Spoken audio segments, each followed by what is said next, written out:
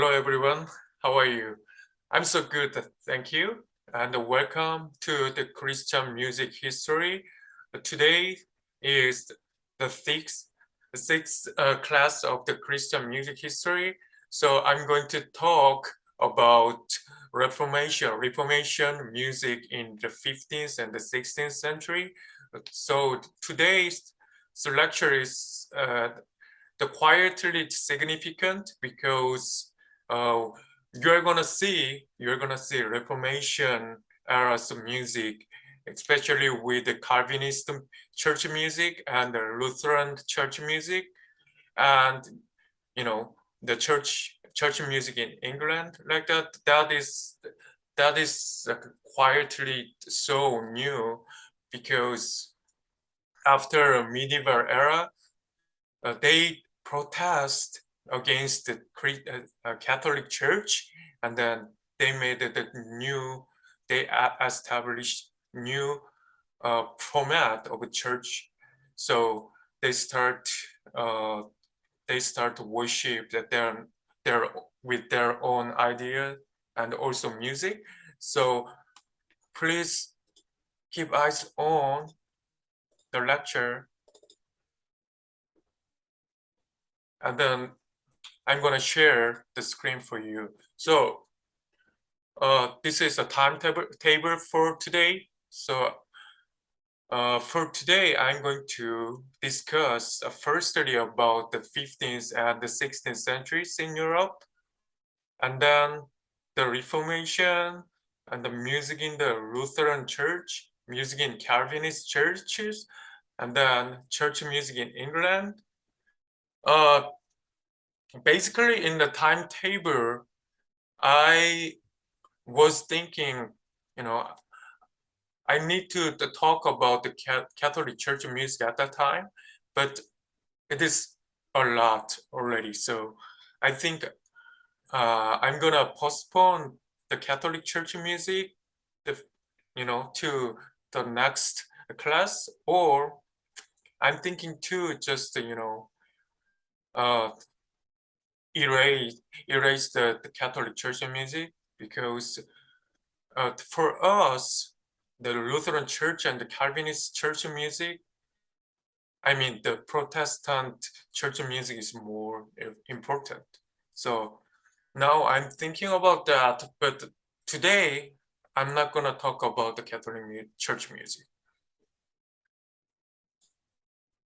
Okay, so for start, I'm going to talk about the 15th and the 16th century in Europe, because it is so important to understand the general European, period at the time. I mean, like the society and the general history, because at the time the Renaissance was happened, and that was connected with the Reformation too. So I think it is so important to understand the both Catholic, both church music history and just normal history at the time. So the 15th and the 16th century were a period of great change for European culture, literature, art, and music. To some at the time, it seems that the arts have been reborn after a period of the stagnation. In 1855, the book named History of France, the author crystallized this notion in the term Renaissance, and soon historians of literature, art, and music were using it to designate the period after the Middle Ages. The idea of a rebirth captures the aims of scholars and artists to revive the learning, ideas, and the value of ancient Greece and Rome. But writers, artists, and musicians did far more than recover the old. Current already strong in the late Middle Ages continued, innovations emerged in every field. And the new technologies such as the printing press brought radical changes. So in music, these centuries are better understood as a time of continual and overlapping changes than as a period characterized by a single style throughout. New songs emerged from the polyphonic method cycle in the middle 15th century to the sonata in the late 16th century. And old genres like the motet and the chanson were transformed. From the early 15th century on, musicians frequently had positions outside their native regions. Their encounters with music and musicians from other parts of Europe led to the creation of a new international style, drawing on elements of French, Italian, and English traditions. This new item featured the new rulers for polyphony based on the strict control of dissonance, making a distinct break from previous eras. These rules for counterpoint and dissonant the treatment were followed by composers throughout the 15th and the 16th centuries, and this shared practice united these centuries as the current historical period in music. Despite the numerous other changes of the style and the practice. The greater use of the third and the sixth required a new toning system. The late 15th century saw the emergence of the two principal textures that would predominate in the 16th century's music, imitative counterpoint and the homophony. So in the late 15th and the 16th century, the revival Europe from the 1400 to 1600 of classical learning had many parallels in music, including a renewed interest in ancient Greek theory and ideas for music, and a new focus on setting words with a correct declamation while reflecting the meanings and emotion of the text. The development of music printing in the early 16th century made notate music available to a wider public. Amateurs bought music to perform for their own entertainment, encouraging composers to produce new and more popular kinds of music, especially sung in vernacular languages and music for instruments, and promoting the spread of many new genres of the vocal and instrumental music. The Reformation brought new forms of the religious music for Protestant churches and new styles for Catholic music. All of these changes have affected music in fundamental ways ever since. So the 15th century saw the end of the two long-standing conflicts. The Great Schism in the Church was resolved in 1417 with a return to a single pope in Rome, and the 100 Years' War concluded with the expulsion of the England from France in 1453.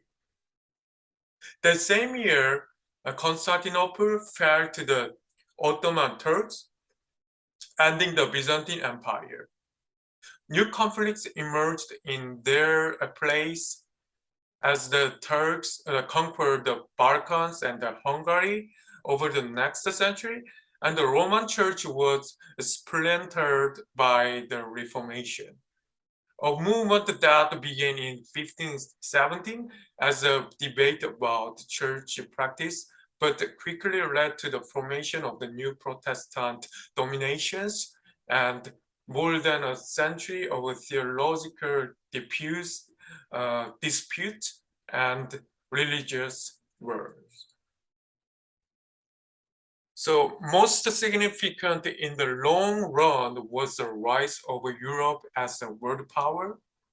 Larger ship, a better navigational aid, and a more powerful weapon helped the European expand their influence beyond the Mediterranean and the northern Atlantic. During the 15th century, the Portuguese established colonies and the trade routes extending around Africa to India and the East Indies. Columbus' encounter with the New World in the 1492 led to Spanish and Portuguese colonies in the Americas, to be followed in the early 17th century by the French, English, and the Dutch. These events would ultimately lead to the expansion of the European culture, including its music, throughout the Americas and across Africa and Asia, and to transatlantic musical culture that blended genre, rhythms, the styles, and the traditions from Europe, the Americas, and Africa. After the economic confusion of the 14th century, the European economy stabilized around the 1400 and began to grow. Regions specialized in different agriculture and manufactured products and trade with each other across great distances. Towns and cities prospered from trade, and many city dwellers assembled wealth through commerce, banking, and crafts. The middle class of the merchants, artisans, doctors, lawyers, and other independent enterprises continued to increase in numbers, influence, and economic importance, seeking prosperity for their families, property and beautiful objects for themselves, and education for their children. Rulers, especially in the small principalities and city-states of Italy, sought to glorify themselves and their territories by erecting impressive palaces decorated with new artworks and newly unearthed artifacts from the ancient civilizations, by lavishly entertaining their subject and neighborhood rulers, and by maintaining ensembles of talented singers and instrumentalists. These conditions led the economic and the social foundations for a flowering of the arts. So the notion of the Renaissance has been debated ever since the term was introduced.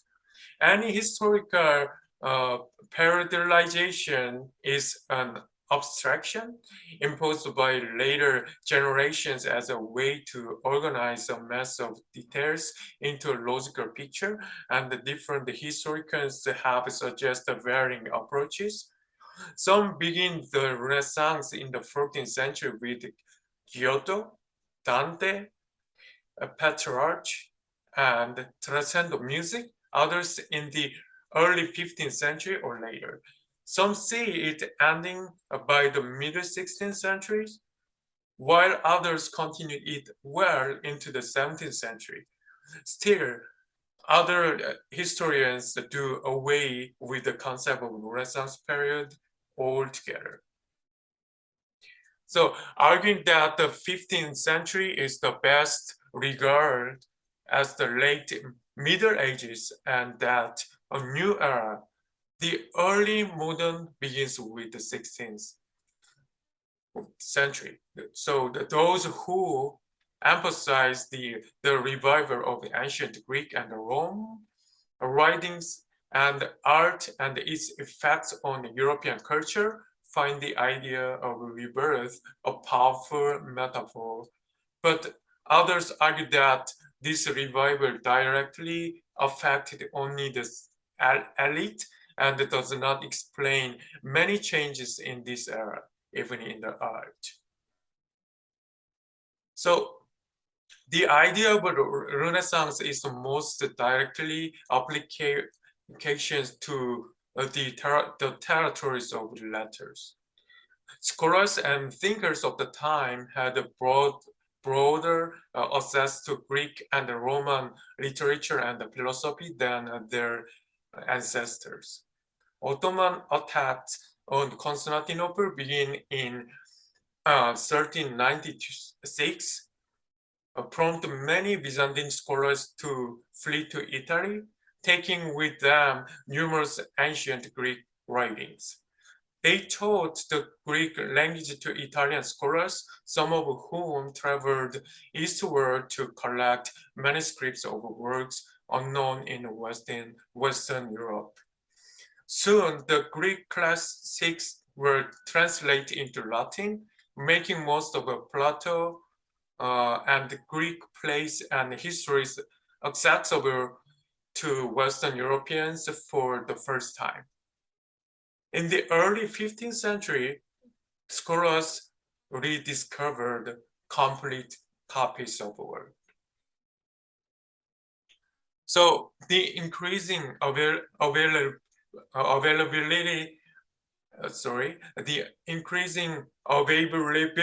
of the ancient writing was complemented by new ways of approaching them. The strongest intellectual movement of the Renaissance was humanism, from the Latin phrase studia humanitatis, the study of the humanities, things relating to human knowledge. Humanists sought to revive ancient learning, focusing on classical Latin and Greek writings, and to broken intellectual life and the university curriculum. In opposition to scholasticism, with its emphasis on the logic and metaphysics and its reliance on authority. Humanists emphasized the study of grammar, rhetoric, the poetry, history, and the moral philosophy. They believed these subjects develop the individual's mind, speech, and ethics, prepared students for lives of virtue and service, and fostered effective communication, all crucial for participation in the civic life and governance of cities in Italy and beyond. Alongside their belief in Christian doctrine, humanists had faith in the dignity and nobility of humans, in human reason, and in our capacity to understand reality through our senses and to improve our conditions through our own effect.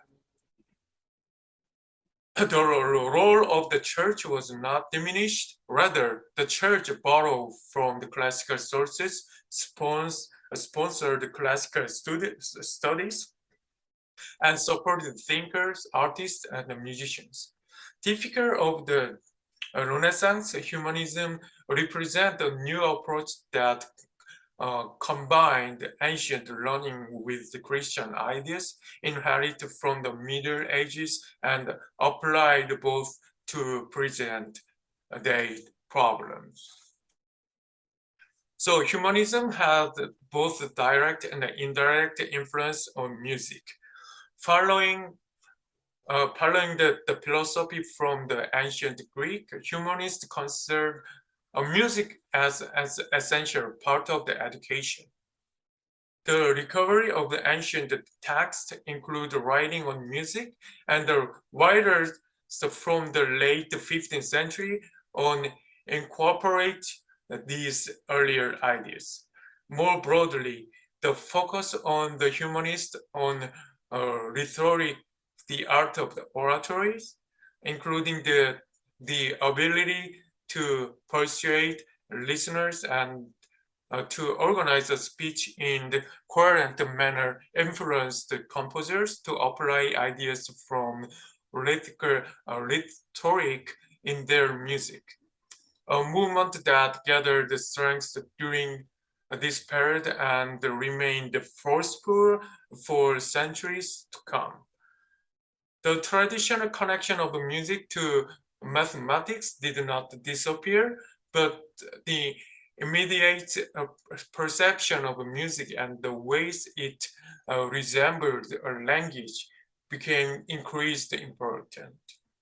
Moreover, humanists came to see meaning as emerging from the language itself through acts of the persuasion, the formulation of arguments, and the reasoning by means of dialectic and dialogue. In a similar way, by the end of the Renaissance, musicians and the listeners came to understand the music as expressive, a view most still hold today. Now I'm going to introduce about the 15th century's Christian music and the history briefly, because I'm going to focus on more for 16th century, especially Reformation. So before to continue, I'm going to show you one video about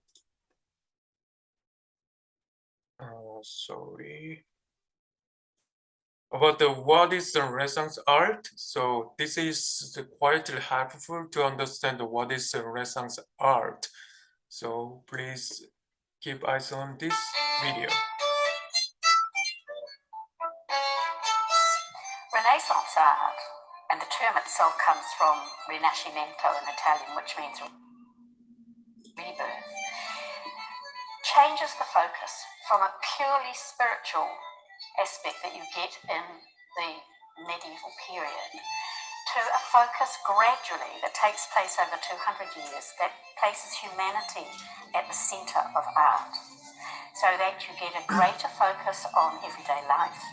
You get a greater focus on the importance of the mind as well as the spirit, and it is an opening up of ideas. And it was Leonardo da Vinci who used this notion of man being the measure of all things, and that really encompasses all of those ideas.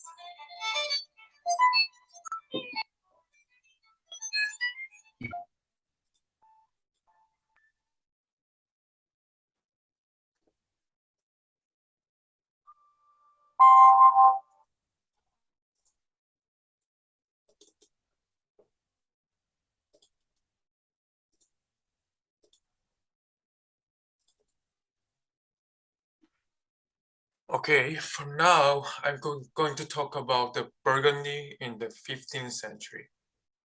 So in about the 1440, French poet Martin Lefranc praised two composers, Guillaume de Fay and Gilles Benchois, whose beautiful melodies and new practice of making lively consonants made their music better than that of all their ancestors in the France.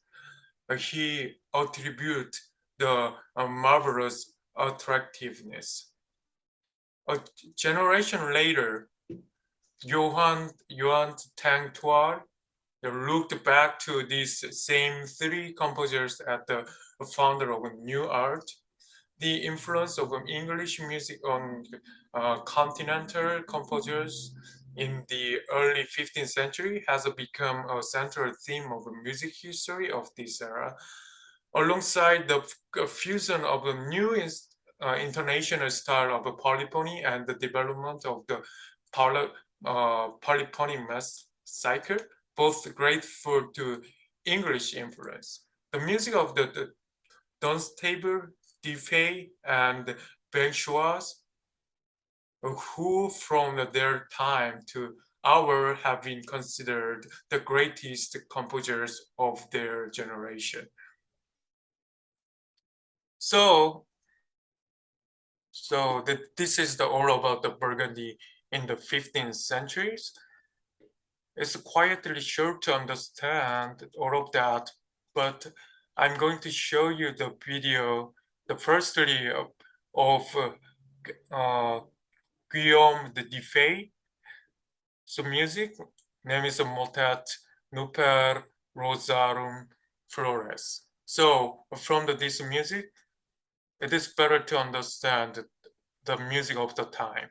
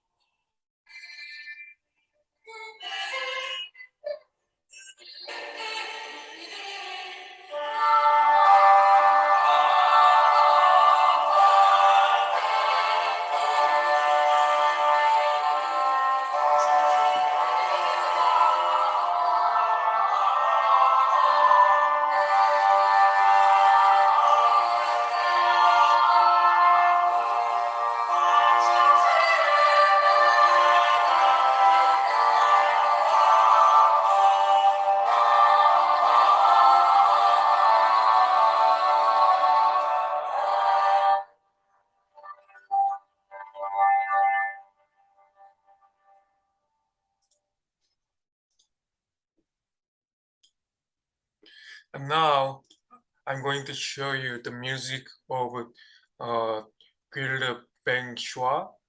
The name is The Triste Plaisir et Douloureuse Zoe with the Solazzo Ensemble.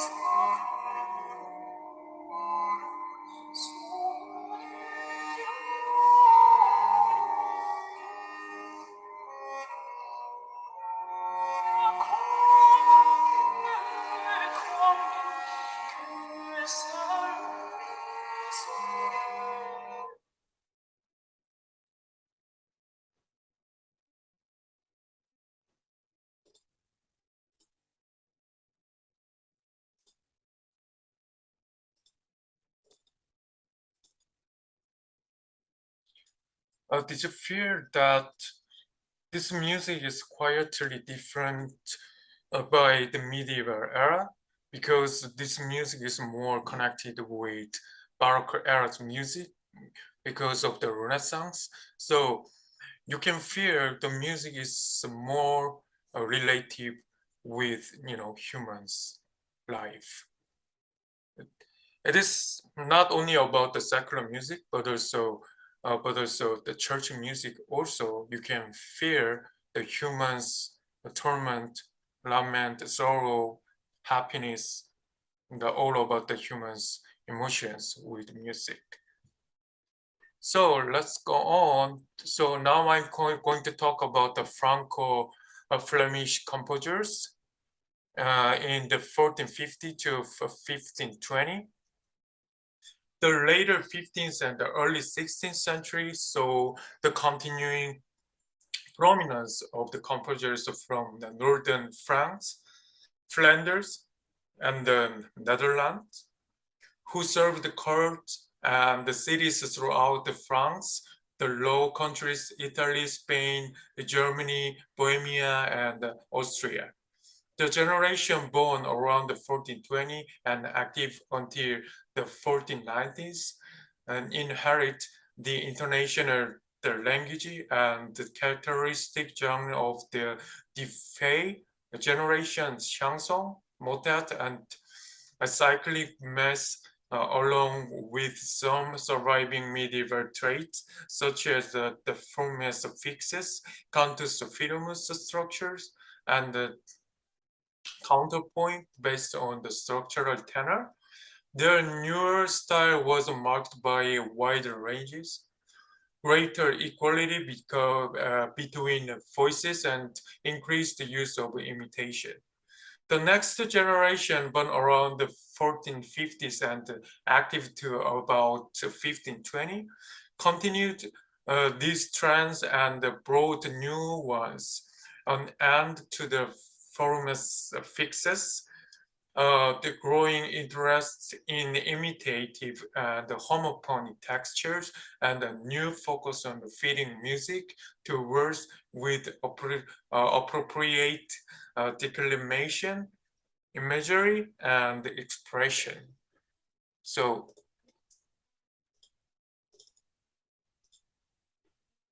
I'm going to show you the polyphony music in the 1450 to 1520 of Franco, Flemish composers.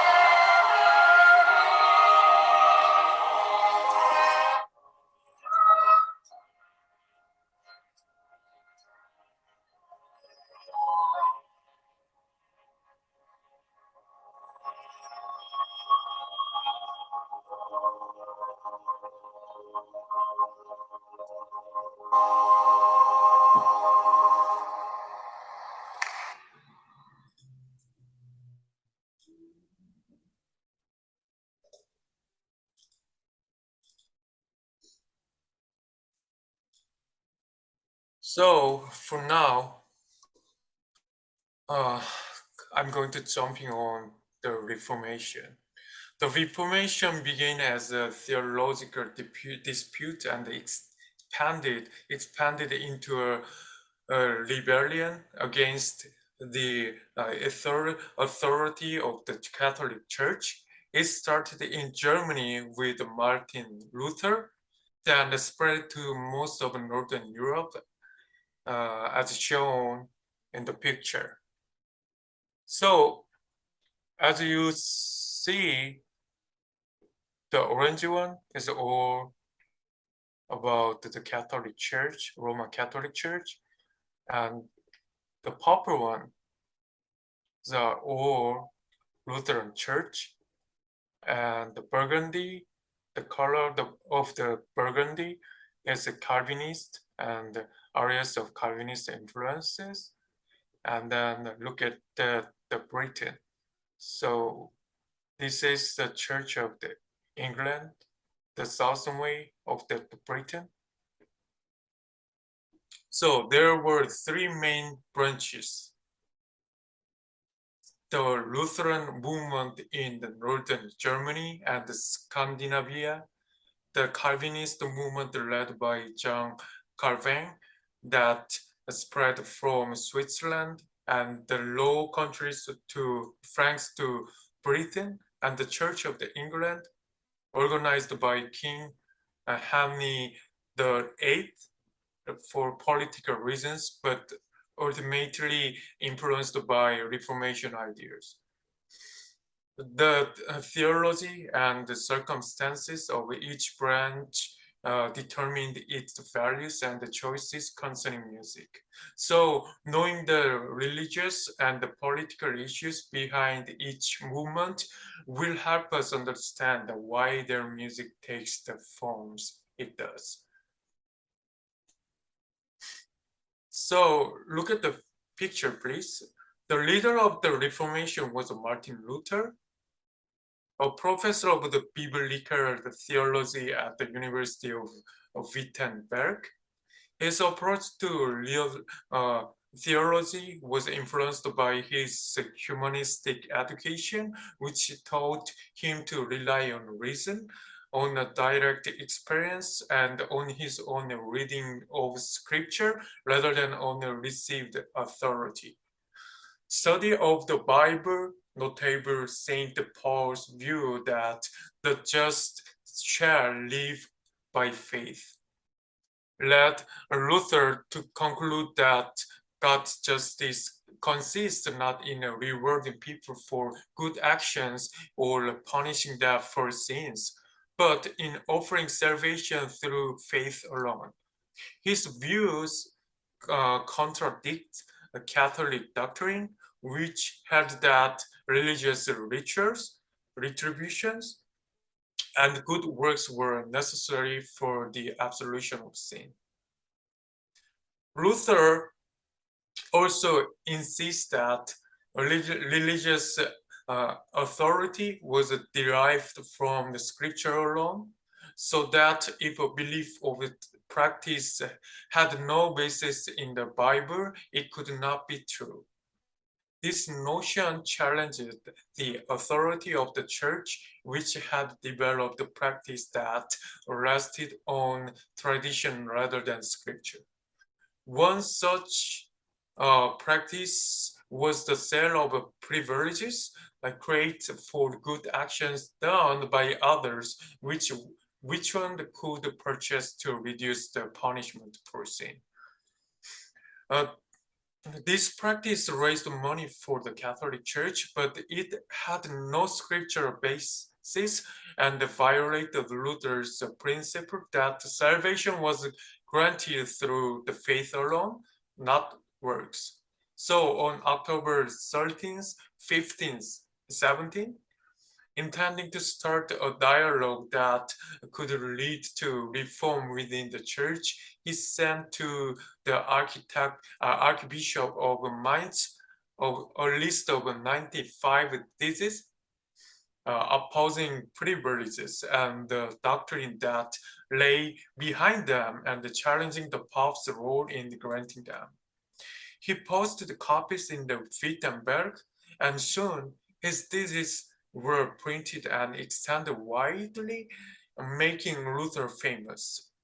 When pressed to annul, he instead affirmed the primacy of scripture of the Catholic hierarchy.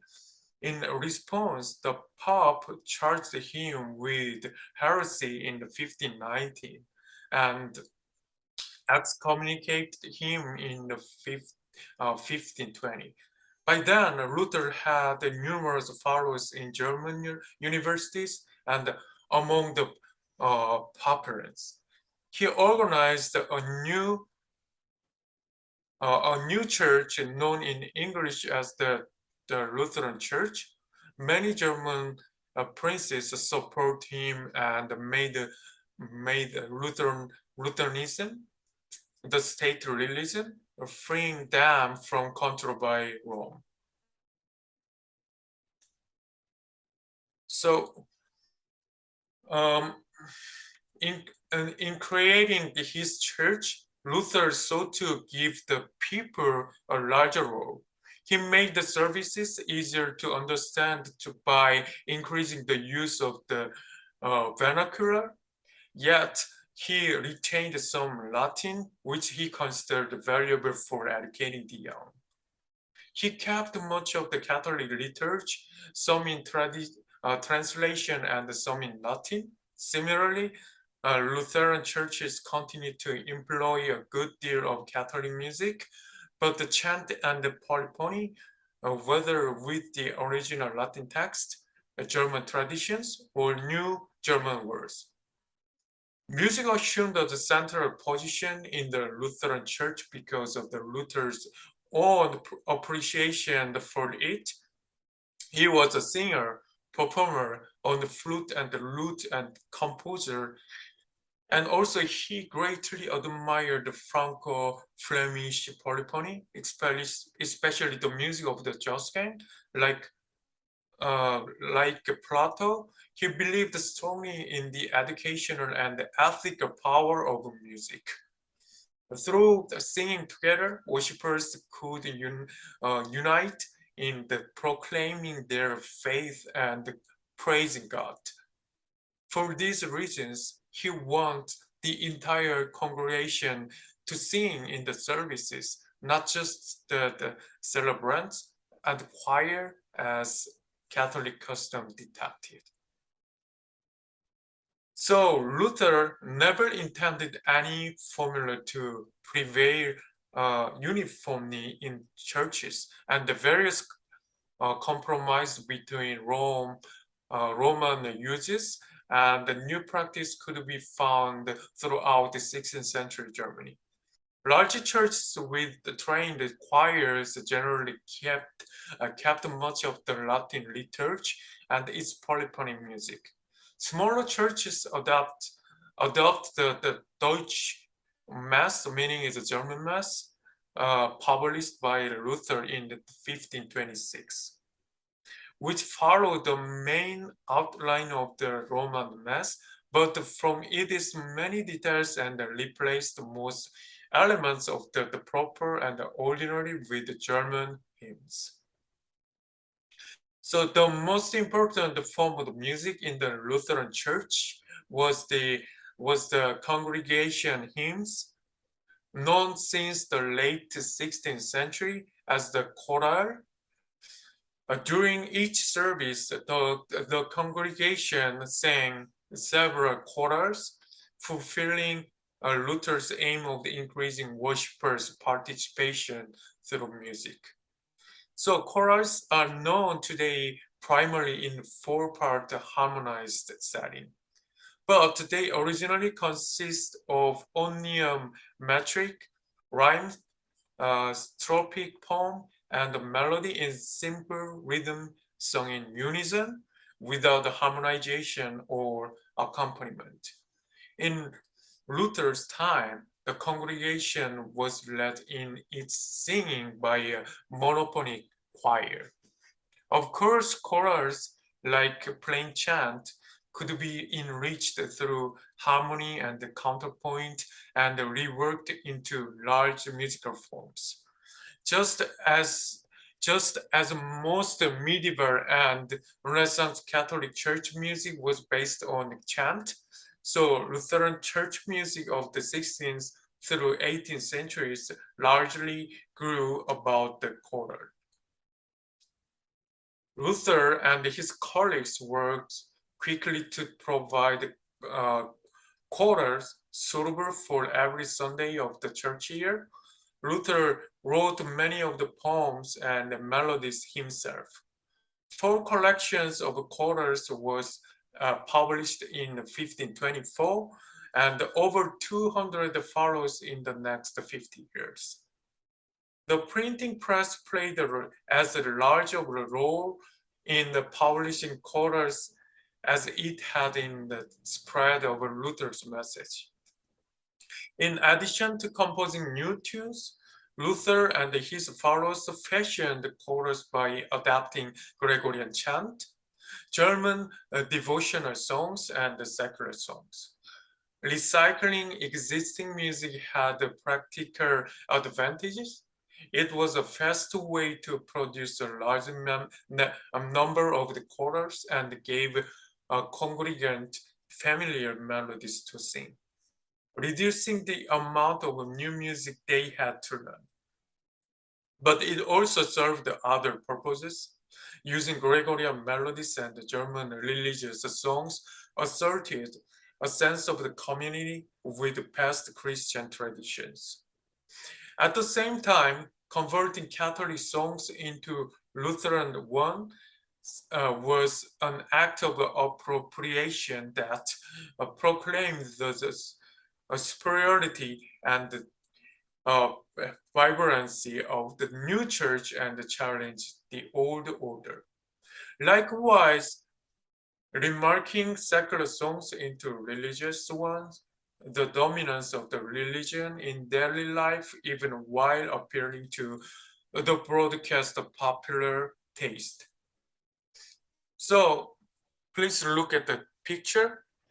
The picture shows the chant hymn Veni Redemptor Gentium, the first one, and the Luther's adoption of it as a choral named Nun komm der Heiden Heiland. Luther's poem is a rhymed, a metrical translation of the Latin text. The notes that are shared are marked with an X.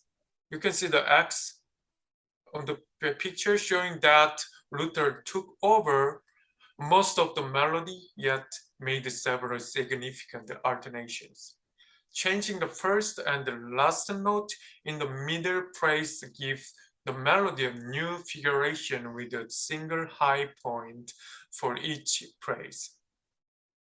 Although the first and the last phrases in the chant hymn differ from each other. In the choral, they are the same, highlighting the sense of closure. Most important, the choral has a distinct rhythmic profile of long and short notes. The changes recast the melody in an appearing, up-to-date style that was easier for lay worshippers to sing. The transformation of a chant into a current style is akin to the paraphrases we have seen by DeFay, Isaac, and Joskin. So for now, I'm going to show you the song named Noon Come Der Heiden Heiland. At the time, this is the original one by Martin Luther.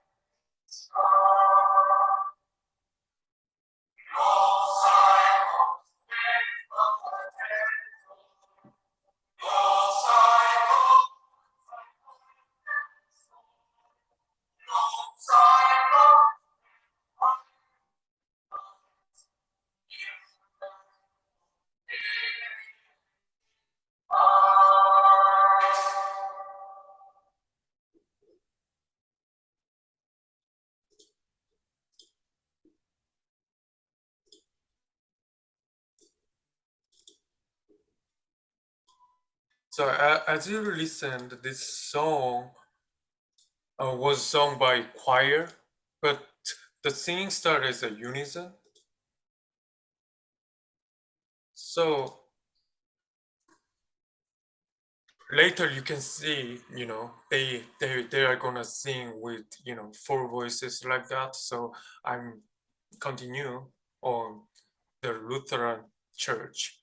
So religious songs in German had circulated since the 9th century, and the Luther and his colleagues adapt many as chorals. For example, the first stanza of Nun bitten wir den Heiligen Geist is from the 13th century, and its tune from the 15th century. Luther added 3 stanzas and slightly modified the tune.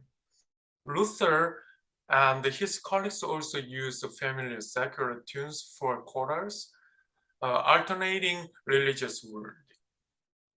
So the practice of replacing the original words of the song with new ones is called contrafactum. The texts were most often wholly new, but sometimes include clever reworking of the existing poem, as in the anonymous choral of Welt ich muss dich lassen, a contrafactum of Isaac's Lied Innsbruck, Ich muss dich lassen. Finally, Luther and other composers wrote many new tunes for chorals. The best known is Luther's Ein feste Bruch. As you see on the screen, which became the song most identified with the Reformation. Luther was very concerned with the proper setting of text, and this choral shows his attention to the expression and the declamation of the words. The dynamic repeat opening notes and the descending scale strongly convey the images of power in the poem, which Luther adapted from the Psalm 46. The original rhyme features alternating long and short notes to suit the stresses of the text. Since the 18th century, an altered, more even rhyme has become more common.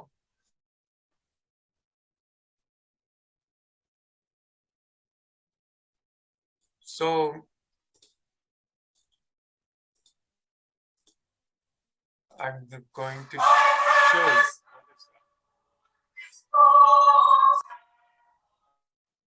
This is so familiar for you, right?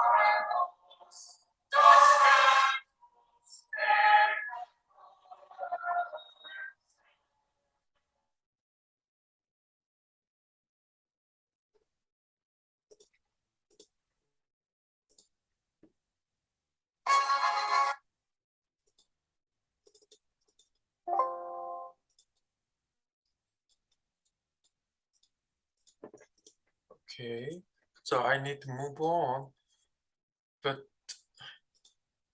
I'm so sorry, this picture is not about the example of Ein feste Bruch. So I'm going to tell you what it is very soon. So please keep eyes on. So Lutheran composers soon began to write the polyphonic settings for chorals. These served two purposes: group singing in homes and schools, and performance in church by choirs. Early published collection of choral settings were aimed at providing music for young people to sing that was wholesome and could rid them of their love. And as Luther wrote in the foreword to one such collection, these same choral settings could also be sung in church by the choir, sometimes doubled by instruments, alternating stanzas with the congregation singing in unison without accompaniment. Such ways of performing chorals added variety and interest to the music of the service. Composers use a variety of approaches borrowed from the existing genre. Many settings adopt the traditional technique of the German leader, placing an alter the choral tune in the tenor and surrounding it with 3 or more free-flowing parts, as in the setting by Luther's collaborator Johann Vater. So this is the example of the Johann Vater's music. So more elaborate settings known as choral motets borrow the technique from the Franco-Flemish motet. Some treat the choral as the cantus firmus in a relatively long notes surrounded by free or imitative polyphony. Others developed each praise of the choral imitatively inner voices, as in Isaac's Pure Nartus Est. An example of such a choral motet is an example the B and the picture, in which each voice paraphrases the choral, some more closely than others. So I'm going to show you the video of Johann Vater's Ein feste Burg ist unser Gott.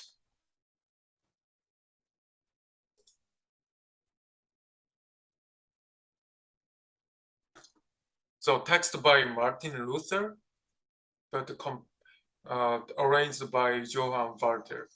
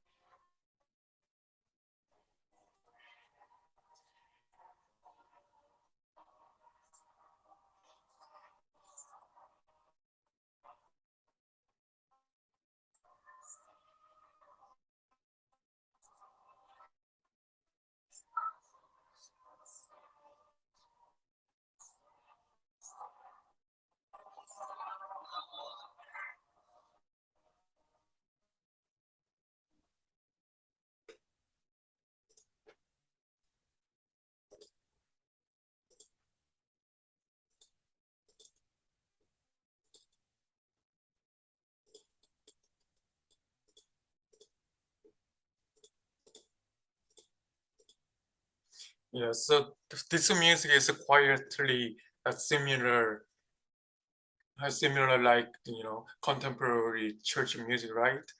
So nowadays in the worship service, we can listen to music and we can sing. So the music was from the Lutheran Church. So mm, so it's so familiar with us. And now I'm going to talk about music in Calvinist churches. So that these Calvinist churches are also familiar with us. So please don't lose the attention. So please focus on until the end of the class. Thank you. And so outside Germany and Scandinavia, Protestantism took different form. The largest branch was led by John Calvin. Like Luther, he rejected papal authority and embraced the justification through the faith alone. But Calvin believed that some people are predestined for salvation, others for damnation. He also held that all aspects of the life should fall under God's law as given in the Bible, requiring of his followers lives of the constant loyalty, uprightness, and work.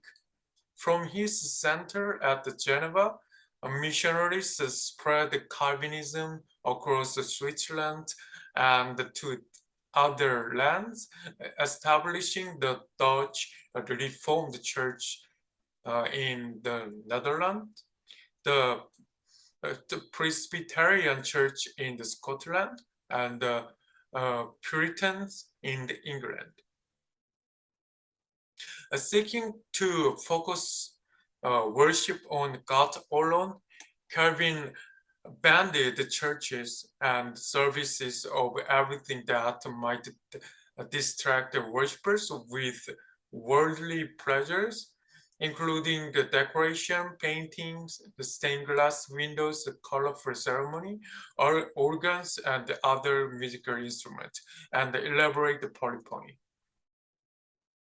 This shows how spare Calvinist churches were. Sorry, this one. This shows the how spare Calvinist churches were. Like Luther, however, Calvin valued congregational singing for its ability to unite the worshippers in expressing their faith and praising God. So Calvin insists that only a biblical text, especially Psalms, should be sung in church. But Psalms had verses of varying lengths, making them difficult for a congregation to sing. The solution was to recast them as metrical psalms metric, rhyme, strophic traditions of psalms in the vernacular that were set to newly composed melodies or tunes adapted from chant or other sources. So metrical psalms were published in a collection called Psalters. Calvin issued several in French beginning in the 1539. Tens of thousands of copies were printed in several cities, a sign of the growing importance of the printing as a means for disseminating music. The psalms were sung in church in unaccompanied unison. The melodies move mostly by step, giving them a simplicity The most widely known melody is the tune for Psalm 134 by Roi Bourgeois, shown in the picture like that. So for your understanding, I'm going to share the music of a Roi Bourgeois, but this is not the vocal music.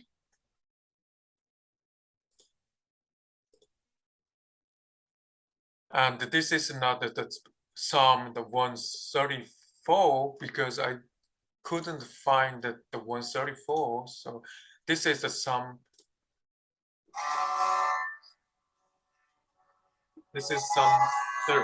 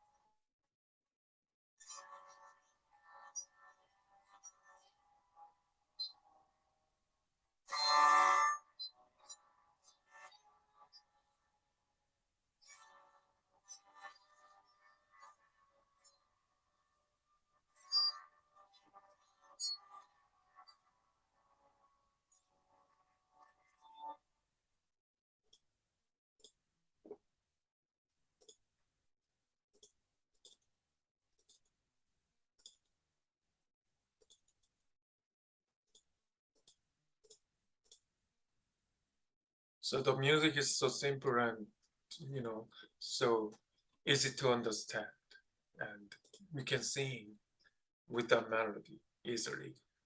So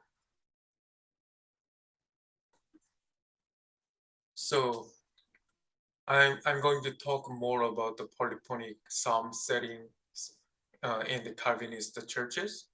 So although singing in Calvinist churches was at the first unaccompanied and monophonic, some tunes were set polyphonically for devotional use at home or in gatherings of amateur singers. The settings were typically in 4 or 5 parts with the tune in either the tenor or the spurious, and ranged from the simple choral melody to motet-like settings in cantus film style or imitation. There were also settings of some tunes for voice and lute, for organ, and for other combinations. All told, the repertoire of Calvinist polyphonic psalm settings numbers in the thousands, about as large as that of a Lutheran choral settings or of Italian madrigals, as composers and printers respond to a demand for religious music that amateurs could perform for their own enjoyment and edification.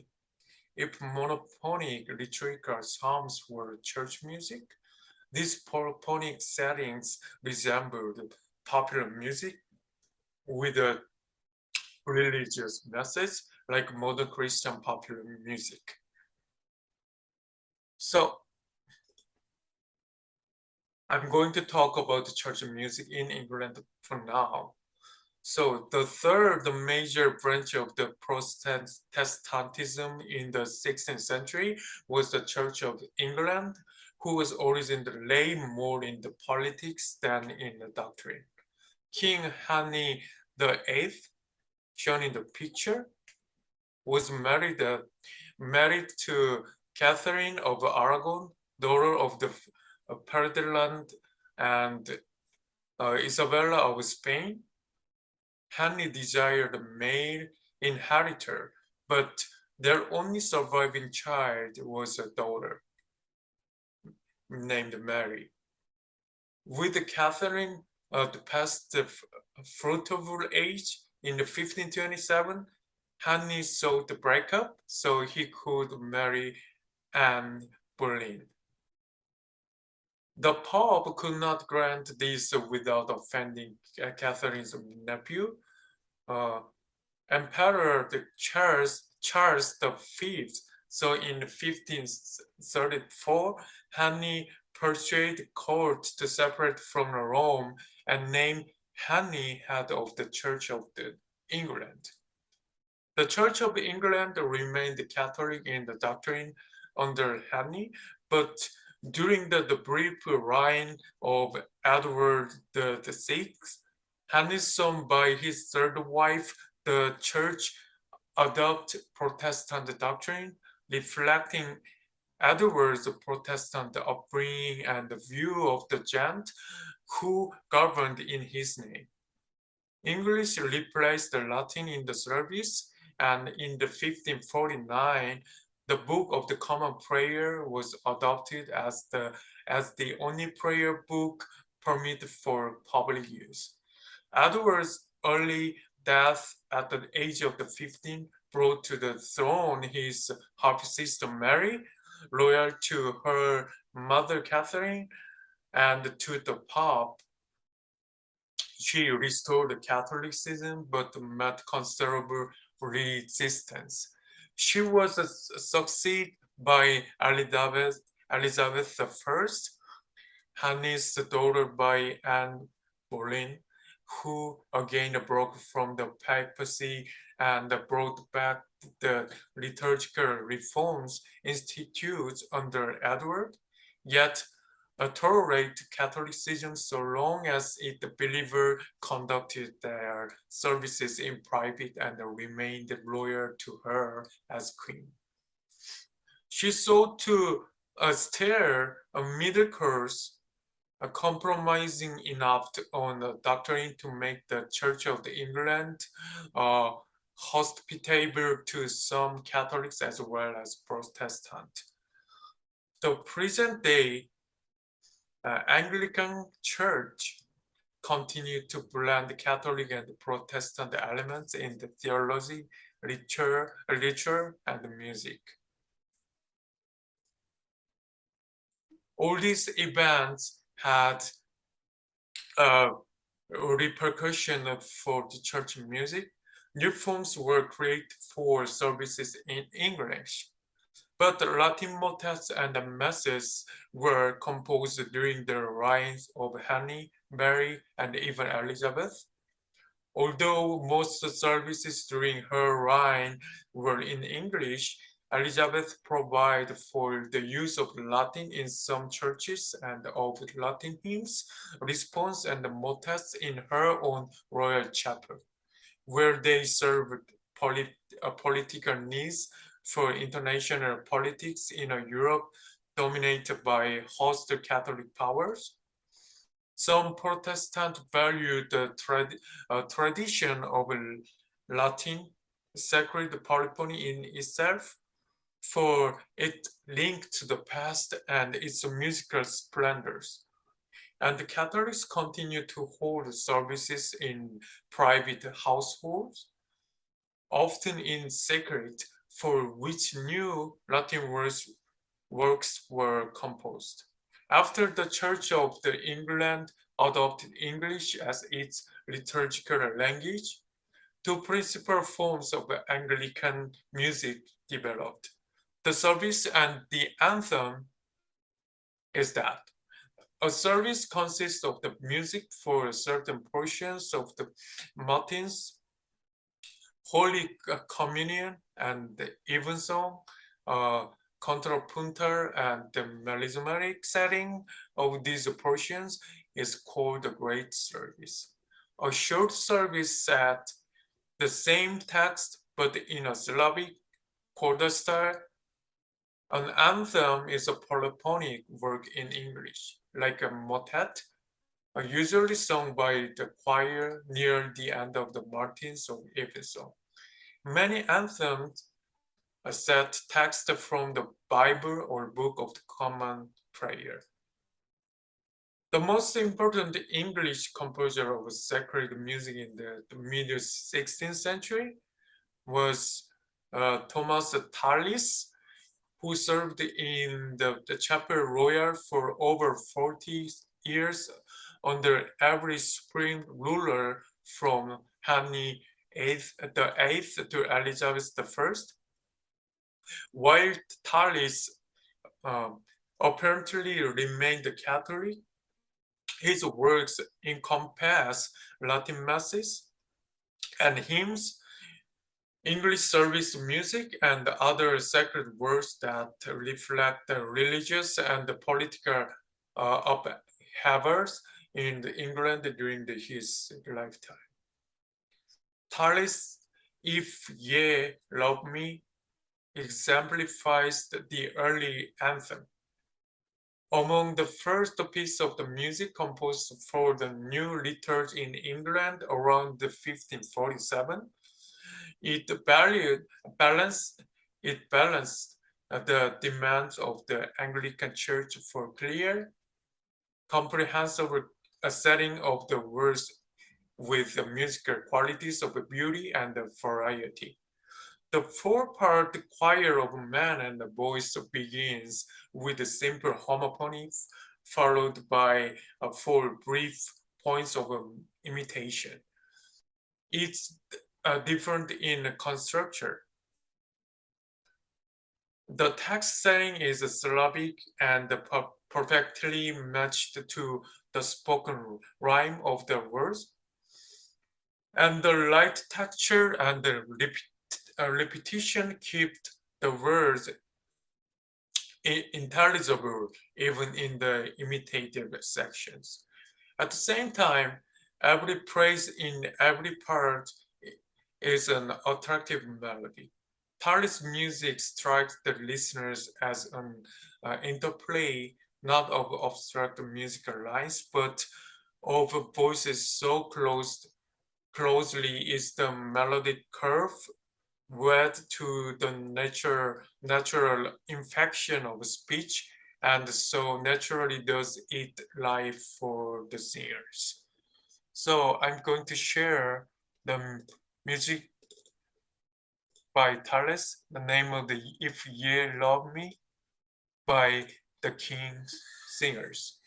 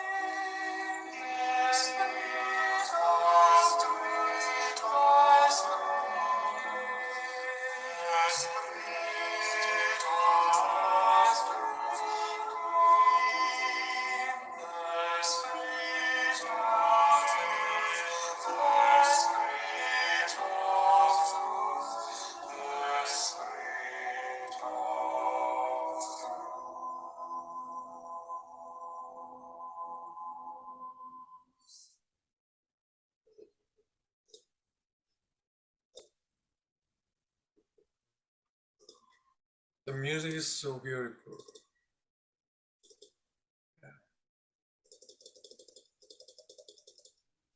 Does show why Tallis was the most important composer at the time. But still, we have one more that important composer at the time named William Byrd.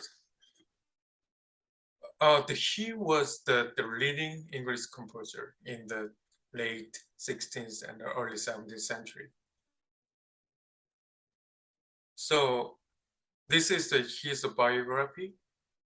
So if you are interested in him, please look at and read all the sentences, because please remember William Byrd is so important person for the church music in England still now. So the Byrd composed in all the forms of Anglican church music, including a great service, 3 short services, psalms, and anthems. He was the first English composer to observe continental imitative techniques so carefully that he could apply them imaginatively and without restriction. In his sing joyfully unto God, an energetic and vivid anthem for 6 voices, points of imitation succeed one another, now occasionally infused with the homophony. The imitation is handled freely, often with changes of the interval and rhyme. Bird's Latin masses and motets are his best known vocal compositions. He probably intended his earlier motet for the royal chapel and or for the private devotional gatherings. But in the 1590s, he began to write music for liturgical use by the Catholics who celebrate the Mass in secret. These 2 books, titled Gradualia, contain complete polyphonic Mass proffers for the major days of the church year.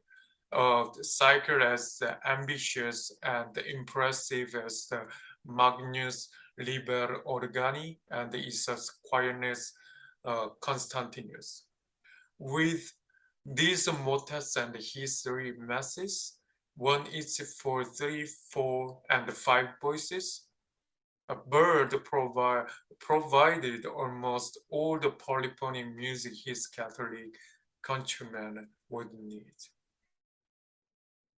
So Byrd was a Catholic in an Anglican state, a loyal subject of and a servant of the Queen Elizabeth, protected by her from the prosecution for his religious practice, and yet commit to providing music for his friends and the patrons to use in their sacred service.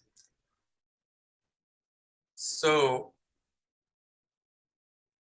I'm going to share the music by William Byrd, the name that Sing Joyfully by the King's Singers again.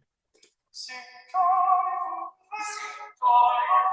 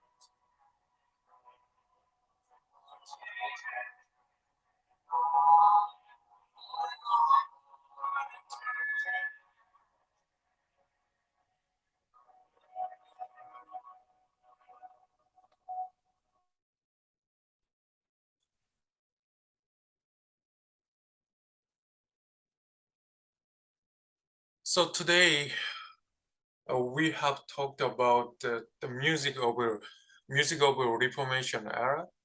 So probably you think it is so similar and familiar with the contemporary music, and maybe you catch that, sometimes you listen that music in church. So I'm so happy to introduce that kind of a music in the 15th to 16th century. But for the next time, I'm going to move on the Reformation music in the 17th century. So that's gonna be various music at the time and the more familiar composers out there. So please follow me to learn the music at the time. So thank you for following this difficult subject today with me. So have a great week and see you next time. Thank you so much.